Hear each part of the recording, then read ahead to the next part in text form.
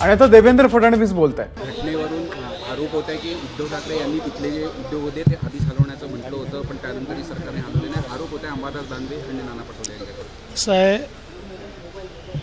कुठलेही उद्योग हे काही एका दिवसात हलवले जाऊ शकत नाही। हे उद्योग हलवले गेले पाहिजेत या संदर्भात बऱ्याच वर्षापासून चर्चा चाललेली आहे। उद्धव ठाकरेंनी त्याकरता काहीही केलेलं नाही।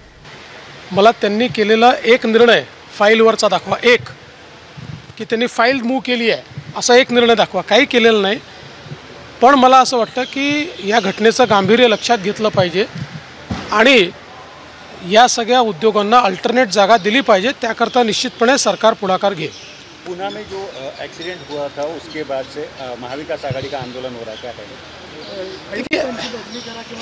असं आहे की याचं राजकीयकरण करण्याचा प्रयत्न त्यांचा चाललेला आहे।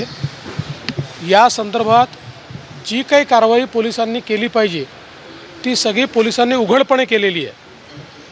आणि एवढंच नाही तर ज्युव्हेनाइल जस्टिस बोर्डने जो चुकीचा निर्णय दिला होता त्याच्या विरोधात वरच्या कोर्टात जाऊन पुन्हा ज्युव्हेनाइल जस्टिस बोर्डाकडे ती केस रिमांड करून घेऊन तो निर्णय देखील बदललेला आहे।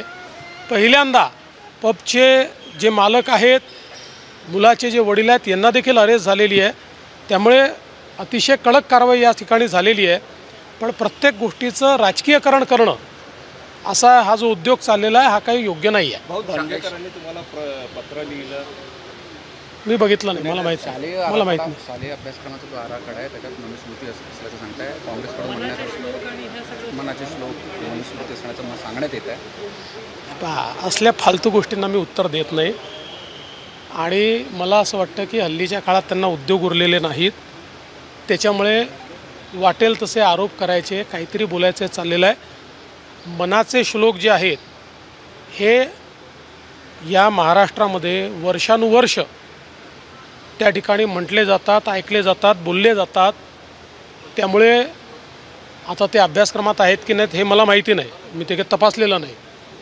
पण एक गोष्ट निश्चितपणे सांगतो, विनाकारण संभ्रम तयार करायचा हा जो प्रयत्न आहे हा चुकीचा आहे।